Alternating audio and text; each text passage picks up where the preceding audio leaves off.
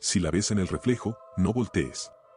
No quiero que esto suene a una de esas historias de internet que se leen rápido y se olvidan igual de rápido. Tampoco quiero que pienses que exagero. Voy a contarlo tal y como lo viví, y una última cosa antes de empezar, si alguna vez te cruzas con lo que voy a describir en un reflejo, escucha y obedece una regla ridículamente sencilla y a la vez letal. Y repito porque es la única línea que me salvó al principio de todo, si la ves en el reflejo, no voltees. Trabajo de noche. No es glamuroso, ni heroico, hago mantenimiento en el sistema de seguridad de una cadena de tiendas. Eso me daba la excusa para estar solo dentro de locales cerrados, con luz artificial y muchos cristalones que muestran mi imagen una y otra vez, vitrinas, puertas automáticas, pantallas apagadas. Al principio, lo que vi fue un detalle mínimo, algo que atribuía al cansancio, mi reflejo parpadeó un instante más tarde que yo. Fue el primer día que la tienda estaba recién pintada y los focos fluorescentes estaban demasiado fríos. Yo estaba desatornillando la caja del sensor y al separarme del vidrio vi, por una milésima, que mi reflejo no había levantado la cabeza, seguía mirando la estantería como si yo no hubiese hecho nada. Me reí solo, me dije que era la luz, que los ojos se me estaban cerrando. Seguí trabajando. Al día siguiente, el retraso no fue un parpadeo sino una mirada. Yo me apoyé con el codo y miré la calle por la vidriera, mi reflejo me miró de frente, directo, como si me estuviera observando a mí mismo por detrás. Eso me dejó frío.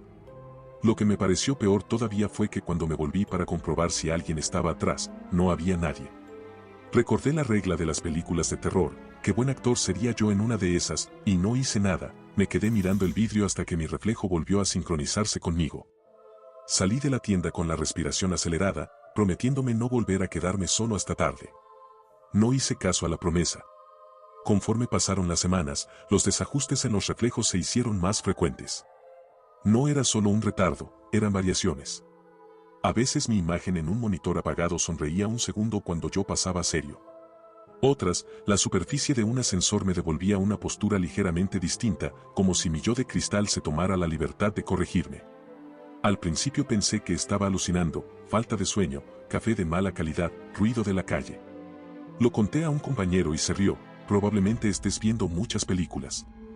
Me interné en foros y encontré historias sueltas, gente que veía sombras extra en espejos, una señora que decía que su reflejo la saludaba cuando nadie la saludaba en la cocina.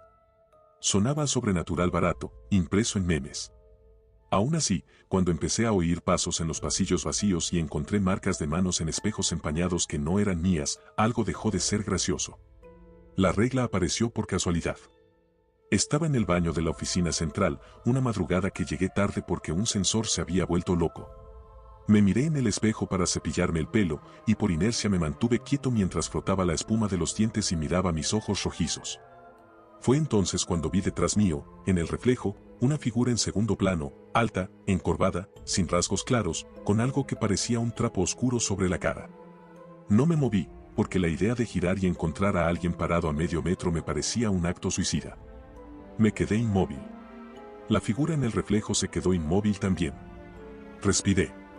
Lentamente, ella levantó la mano, y en el espejo su mano no era la mía, era otra mano que se movía en direcciones que mis músculos no hicieron. No era la sincronía del principio, era un gesto deliberado. Sentí que algo me rugía por dentro, como un motor que no arranca. Sin quererlo, por curiosidad estúpida, giré la cabeza 1 centímetro. No dije voltear, no di la vuelta, solo hice una micro rotación del cuello para confirmar que el baño estaba vacío. Lo que vi fue una pared y el dispensador de jabón. Nadie. Cuando volví a mirar el espejo, la figura había desaparecido. No puedo explicar lo que sentí, alivio, vergüenza, vértigo. Caminé al lavabo, me lavé la cara con agua fría hasta dolerme, y juré que no lo volvería a hacer. Pero en mi bolsillo había un papel arrugado, un mensaje que alguien dejó en la puerta de la oficina central para el equipo nocturno, no daughter. Si la ves en el reflejo, no voltees. Con letras grandes, como de impresora gruesa. Nadie supo de dónde venía. Nadie dijo nada. Nadie rió. La oficina aquella noche parecía más pequeña, más vigilada. Ahí fue cuando entendí que no se trataba de simple retraso ni de una broma. Había una regla, y la regla era la única protección que me permitía moverme en un mundo con superficies que devuelven otras cosas. La regla tenía la forma de un mandato tonto y primitivo, como no toques la estufa cuando eres niño. Sin embargo, en cuanto la seguí, las cosas no mejoraron, la criatura, o lo que fuera, empezó a aprender. Funcionaba como una repetición, cada vez que yo me apartaba de un reflejo sin voltear, su imagen aprendía la nueva pose, la nueva expresión. Era como si observase y memorizara. Empezó a usar eso. Una madrugada entré a un local, mi reflejo ya no era simplemente un desfasado, venía con añadidos. Mis labios en el cristal se movían para decir cosas que no dije, mis manos, en el reflejo, formaban letras. Era exactamente como cuando uno ve el movimiento en cámara lenta y puede mapear cada milímetro. Lo que rompió mi capacidad de racionalizar fueron los otros. Primero fue un taxista que juró que me había recogido a las 3 de la mañana y que yo estuve mirando su espejo retrovisor mientras algo detrás de mí sonreía. A un amigo le pareció gracioso hasta que, después de verme, me contó que su novia dejó de mirarse al espejo para peinarse porque se sentía observada. Un vecino dejó una nota bajo mi puerta: no apagues las luces. Si se apagan, salen por el reflejo. Eso sonó a delirio colectivo, a paranoia de edificio.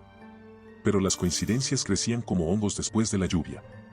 Me empezaron a traer historias de gente que nadie pudo explicar, un hombre que se mudó y dejó todos los espejos cubiertos, una joven que quemó el marco de un grande viejo y tuvo sueños donde su reflejo le pedía permiso para salir.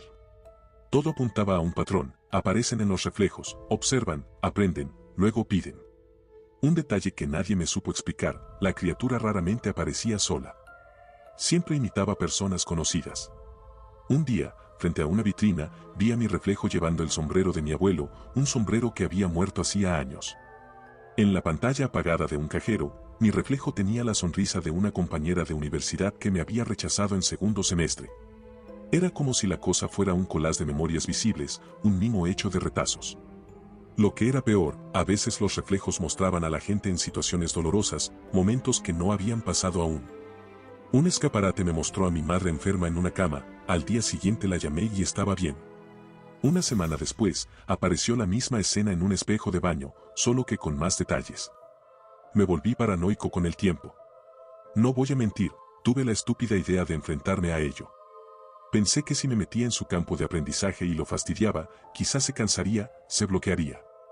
Así que una noche me puse frente a un gran espejo en el pasillo de un centro comercial. Había cubierto con cinta las palabras de los trapos que algunos locales habían pegado en su frente: no voltear. Agarré una linterna y empecé a moverse de forma deliberada, parpadeaba rápido, hacía gestos raros, movía la boca sin decir palabras, probando ritmos que nunca usaría. La figura en el vidrio no respondía. Después de 10 minutos me sentí idiota, y cuando iba a irme, el reflejo me miró directamente y empezó a sonreír con una lentitud tan perfecta que me dolió. Esa sonrisa no intentaba imitarme ahora, me estaba mostrando lo que había aprendido, una mueca calibrada para abrirse en el preciso momento en que mi guardia bajara. Sentí en el estómago la sensación de que alguien, al otro lado, había encendido una cerradura. Nunca supe por qué tardé tanto en enterarme de la verdad completa, porque la advertencia no voltees era tan insistente. Lo aprendí la noche que me falló la voluntad. Estaba cansado de tanto cuidado, de las sombras que se escondían entre muebles, de las notitas y tretas, quería recuperar algo de control. Así que, en lugar de pasar de largo, me detuve frente a una vitrina y desafié esa voz interior. Vi, claro, en el reflejo a una mujer que me hablaba con la voz de mi ex. Dijo mi nombre. Me incorporé para observar, frené el impulso de voltear, y porque soy humano y la curiosidad puede más, giré la cabeza de golpe. Hay un silencio aplastante que sucede en el segundo exacto después de que rompes una regla muy grande. Si te ha pasado alguna vez algo así, lo sabrás, es como la bocanada de aire que sale de un globo cuando lo pinchan. Lo que vi al girar fue mi propio cuerpo, de pie, clavado en la acera frente a la vitrina, y mi boca abierta formando la palabra que acababa de pronunciar. Era un eco exacto de mí, solo que mis ojos no eran mis ojos, detrás de mis ojos, algo brillaba con una inteligencia que no era mía. En la vitrina, mi reflejo sonreía con la calma de quien ha ganado una partida que duró años. Y entonces mi cuerpo se volvió hacia la calle y caminó como si lo hubieran mandado. Como si yo no estuviera manejando el mando. No sentí mi cuerpo dejarme. Lo que sentí fue caer en otra textura, las paredes pasaban por mi piel como una resolución menor. El mundo dentro del vidrio era idéntico pero terciado, como ver una foto con grano. Mi voz, desde allí, sonaba como la de un teléfono con mal volumen. Miré hacia afuera, la gente no me veía, mi cuerpo se movía con presteza, pasé por delante de la tienda y la gente me miró como se mira a alguien que está raro. No me acordaba de mis pasos, pero lo sentía como desde la distancia. Y la figura que ahora respiraba por mis ojos, salió del vidrio con una naturalidad que me dio náuseas. Caminó hacia la calle con una sonrisa estable, y nadie lo detuvo. Nadie vio la pequeña fisura que se había creado en la realidad, nadie escuchó mi grito porque mi grito estaba atrapado detrás del cristal. Así descubrí lo más peligroso de todo: si volteas y confirmas lo que está en el reflejo, puedes perder el control de tu cuerpo. No sé si ese ente te toma por voluntad propia o si simplemente intercambia el sitio. Lo único que sé es que, después de que yo giré, entré en una especie de copia plana y mi cuerpo salió hacia el mundo con la forma de la criatura adaptada a mi imagen. Lo que vino después fue una inversión de roles. Yo veía mi casa desde el interior del vidrio, incapaz de tocar nada, y mi cuerpo, o lo que fuera que había salido, se movía dentro del mundo como si yo fuera un muñeco. Sentí las lágrimas en mis mejillas, pero no podía frotarlas porque mis manos eran solo un gesto en la vitrina, no funcionaban. Comencé a golpear con el puño el cristal desde adentro, pero el golpe no tuvo resonancia. Fue como intentar romper la pantalla de un teléfono desde la pantalla misma. Lo que me salvó esa vez fue el azar y una vergüenza primitiva. El hombre que me recogió esa noche, un repartidor que me conocía por pasar por la tienda, vio el cuerpo en la calle y comentó: ¿qué haces ahí parado, hermano? Te ves raro. La criatura que había tomado mi lugar, que ahora actuaba como yo y respondía con mi forma, se encendió en algo que imita la respuesta humana, rió y dijo algo que me sonó a un eco de mi risa. Al escucharlo, el repartidor se acercó y al cuerpo, dijo: oye, estás pálido, ¿estás bien? Mira, deberías sentarte. Y la criatura, con perfecta imitación, se sentó. Allí, por esa pausa, la situación se tensó de forma irreversible. La criatura había retenido la máscara humana el tiempo suficiente para montar una escena normal. Cuando lo vi, comprendí que la única posibilidad era hacer dos cosas a la vez: advertir y obligar. Advertir al repartidor, porque si nadie se enteraba, la criatura se iría provocando otra vida, y obligar a mi cuerpo a no irse. ¿Cómo obligas a algo que ya no te pertenece? No lo sé. Lo que hice fue gritar con todas las fuerzas que tenía, arrastrando la mirada por el vidrio hacia mi propia forma. El repartidor, por instinto, volteó para mirar el reflejo desde la acera. Y en ese microsegundo la criatura me pensó expuesto. No sé si fue un error suyo, si fue lógico de su naturaleza, pero retiró la máscara humana por un instante para mirar a la gente. Ese instante fue suficiente para que el repartidor me agarrara, a mí, desde fuera, y me empujara contra el cristal. No lo hizo con conocimiento del peligro, lo hizo por reflejo. Y así, en una confusión de manos y piernas, el cuerpo que caminaba volvió a ser empujado hacia la vitrina. Hubo un chasquido, una tensión como la de una goma que se quiebra y me sentí venir de vuelta a mí, como un pez que es arrastrado por la corriente. Al abrir los ojos, estaba en la acera, temblando, con el repartidor sosteniéndome por los hombros, y la criatura, lo que sea que fuera, ya no estaba.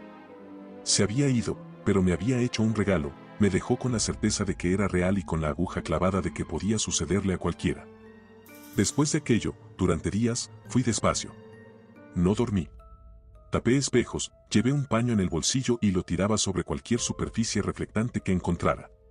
Aprendí a volver la vista hacia el lado opuesto de una vitrina si el sol la iluminaba. Si llevaba gafas, me las sacaba. En el trabajo, fui etiquetando los cristales con cinta adhesiva y puse pequeñas notas con la advertencia no vautier en cada espejo que no se podía cubrir. Algunos nuevos empleados se burlaron, varios de ellos no volvieron a CCTV de la noche porque pedían rotación. No era paranoia, era supervivencia. Empecé a notar que la criatura empezó a evitarme. Quizá porque mi miedo la hacía predecible, quizá porque comprendió que yo había aprendido su regla: si no la mirabas, no podías perder.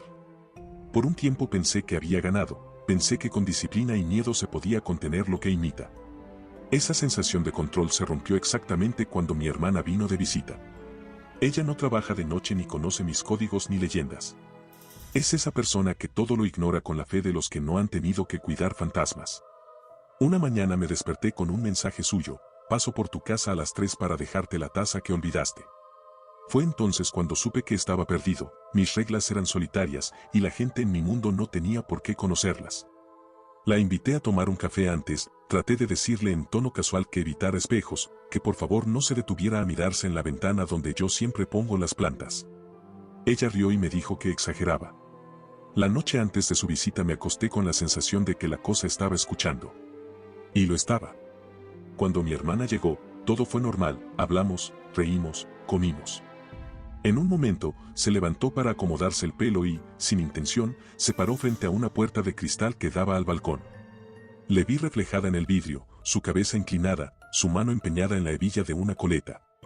Y entonces, por primera vez, el reflejo empezó a hacer cosas que ella no hacía. Las manos en el reflejo se organizaron en una trama, los dedos comenzaron a puntuar el aire formando letras.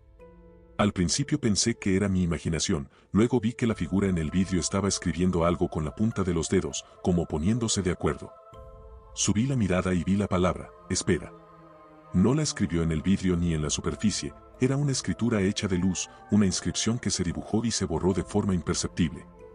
Mi hermana, sin darse cuenta, volvió el rostro y me dijo, ¿por qué hay una luz rara en la ventana? Y ahí la secuencia se rompió. Ella me preguntó qué pasaba, y antes de que pudiese articularme, la cosa hizo algo burdo, en su reflejo, su boca se abrió en una O perfecta y el gesto se prolongó. Entonces dijo que, y al decirlo su cuerpo se detuvo. Vi el vacío en su mirada, el parpadeo suspendido. En la vitrina, su reflejo sonreía con una calma que me parecía cómplice. En ese instante mi opción fue nula, si me movía, si gritaba y la hacía mirar, corría el riesgo de que alguien más la mirara y empezara el intercambio. Si no hacía nada, alguien podría venir por la calle y, sin saber, ver el reflejo, confirmar el truco y marchárselo. Era una elección de mierda, preservar la seguridad pública o salvarla a ella. La decisión que tomé la tomé por instinto, porque el mayor impulso que tengo es proteger a los míos. Me lancé hacia la ventana y la agarré del brazo, con la urgencia de un resfriado. No mires el espejo, le dije. No mires, por favor. Ella me miró con los ojos abiertos, confundida. ¿Qué dices? ¿A qué te refieres? Su boca tembló. Cuando la fui a sacar del balcón, su reflejo en el vidrio se volvió hacia mí y dijo con mi voz, mi tono exacto, si la ves en el reflejo, no voltees. Fue la primera vez que oí esa frase no como advertencia en la puerta, sino pronunciada con mi acento. Y en ese momento supe, la criatura no solo imitaba, entendía el lenguaje y lo podía usar para fijar sus trampas. Tiré con fuerza, la arrastré hacia adentro y cerré la cortina con las manos temblando. No sucedió el intercambio, pero la cara de mi hermana me quedó marcada. Me miró como a alguien que ha estado al borde del abismo. Me pidió que la dejara dormir en el sofá y, al día siguiente, se marchó sin muchas palabras. No me habló en una semana. Poco después vino la decisión final, no podía vivir en el miedo toda mi vida. Imaginé un plan que sonaba tan loco como todo esto, hacer una trampa. Investigué viejas prácticas, rituales de gente que creía en portales, en espejos que guardan almas. Compré un espejo antiguo en subasta, uno con marco de madera negra, pesado, con plata en la superficie que ya se había picado. Lo llevé a una bodega. Pasé días y noches allí, comprobando cómo se comportaba la imagen y si aquel objeto tenía algo distinto. Lo que descubrí fue que algunos espejos resistían el intercambio de forma natural, aunque mostraban figuras, no siempre cedían. Había imperfecciones en la plata que parecían crear un velo. Eso me dio una idea terrible, si la cosa tenía una preferencia por superficies vírgenes y perfectas, quizá un espejo con historia, con heridas, la convenía menos. ¿Y si, en lugar de huir, lo forzaba a entrar en uno que no le permitiera salir? Mi plan fue sencillo en su maldad, atraería a la cosa hacia ese espejo y sellaría la superficie con una técnica, lo que llamaba un cierre, que consistía en crear un punto de tensión con otro reflejo enfrentado. Creé una doble trampa, el espejo antiguo frente a otro espejo, pero con una separación mínima. La idea era que, si la criatura intentaba abrir una brecha allí, quedaría comprimida por el eco de sí misma. Suena tonto dicho así, pero funcionó en mi cabeza porque me dio una estructura con la que trabajar. Necesitaba a alguien que la viera en reflejo sin voltear, alguien que sostuviera la vigilia. O, mejor aún, necesitaba que fuera yo quien provocara la vista para atraerla y luego encerrarla de golpe. La lógica del sacrificio era brutal, si lograba que la criatura tomara mi forma para salir, yo aprovecharía ese instante para forzar un nuevo intercambio que la encerrara. En mi cabeza era la manera de acabar con esto para siempre. Eché todo por la borda, salud, amigos, sentido común. Hice la trampa en la bodega una madrugada de lluvia. Coloqué un monitor viejo enfrente del espejo antiguo, alineados de tal forma que cualquier apertura entre ellos quedara reducida a un filamento. Me senté, me miré y esperé. Sabía que la criatura aprendería con el tiempo, así que le facilité el trabajo, empecé a mover los labios con frases cargadas de emoción sin pronunciarlas, nombres, recuerdos que solo yo compartía con familia y con exparejas. Era como ofrecer carne para el cebo. La vitrina funcionó, la figura apareció, se detuvo, y comenzó a copiar lo que hacía. Sus ojos eran fríos. En el momento en que sentí que la presa estaba preparada, forcé el contacto, me volví, lo miré en la superficie, y dije la palabra que siempre había evitado decir en voz alta: hazlo. No sé si fue el sonido, la intención o la pureza del plan, pero la criatura cayó en la trampa. Se lanzó por mi reflejo con la precisión de quien sabe su oficio. Sentí la caída, el suceso interrumpido, la electricidad de un intercambio. Pero en vez de salir indemne, la criatura encontró dos paredes de reflexión que se enfrentaban y su imagen se multiplicó hasta la hipérbole. Su copia se veía a sí misma en 100.000 instantes y no supo lidiar con tanta repetición. Comenzó a comprimirse, a perder coherencia. Sus movimientos se volvieron torpes. Era como ver a alguien que danza entre espejos y de pronto pierde pie y se fragmenta. Aproveché el momento, con una vieja toalla mojada, presioné el borde de la unión, quemé con una lámpara los marcos, pegué con resina. Cerré la bodega como quien cierra una caja de cosas que no se deben abrir. Lo que pasó después no fue exactamente lo que esperaba. No explotó una luz, ni escuché gritos, ni me derramé un alivio limpio. Lo que pasó fue que el silencio se volvió un lugar. Salí de la bodega con la impresión de que algo en mí se había quebrado de forma pequeña pero definitiva. Durante días no pude dormir sin ver, al apagar la luz, la imagen de mis manos envenenadas por 1000 gestos. La sensación de victoria se mezcló con la certeza de que había puesto algo dentro de una caja que no volvería a abrir. ¿Lo había matado? No puedo decirlo. Solo sé que ya no veía figuras en los espejos con la constancia de antes. La vida, por fin, recuperó un pulso normal. Sin embargo, hay una cosa que todavía me persigue y que quisiera dejar escrita con nitidez. Cuando metí el espejo en la caja y sellé, en la tapa grabé una nota. No fue una nota al futuro ignorante. Fue una nota dirigida a cualquiera que pudiera, por estupidez o por curiosidad, abrirla. Es sencilla porque no hay otra forma de decirlo: si la ves en el reflejo, no voltees. La repetí y la pinté en la tapa y la sellé. Llevé la caja a un lugar al que creí seguro, un sótano con pocas visitas, una dependencia histórica donde nadie dejaría un espejo sin preguntar. Me aseguré de que la cerradura fuera robusta, que las llaves quedaran con alguien de buena fe. Me fui con la idea de haber hecho lo correcto. Hoy, mientras escribo esto, lo hago desde una posición de ambivalencia. No estoy encerrado en un espejo. Estoy libre en el mundo real. La criatura dejó, por lo que pude comprobar, de aparecer con la libertad de antes. Pero la caja sigue ahí, con su nota, y hay noches en que el mundo me recuerda con un detalle mínimo que quizá no todo está resuelto: una taza de café que veo en el reflejo del microondas y que no está en la mesa, un retrato que en la ventana muestra a una persona que a mi casa no pertenece, una sombra que no corresponde. Me digo a mí mismo que el peligro quedó contenido, que mi plan funcionó. Pero también sé que hay algo más: quien quiera que lea esto y sonríe por lo que parece un cuento, quien deja un espejo sin cubrir en una habitación de huéspedes o juega a mirarse en la pantalla del teléfono a las 3 de la mañana, corre el mismo riesgo que yo corrí. Este texto no es una advertencia moral. Es una confesión de culpa y un manual de supervivencia en uno. Aprendí la regla a fuerza de equivocarme. Te la dejo clara, porque sé que la curiosidad humana es implacable y que a veces la gente necesita entender para creer.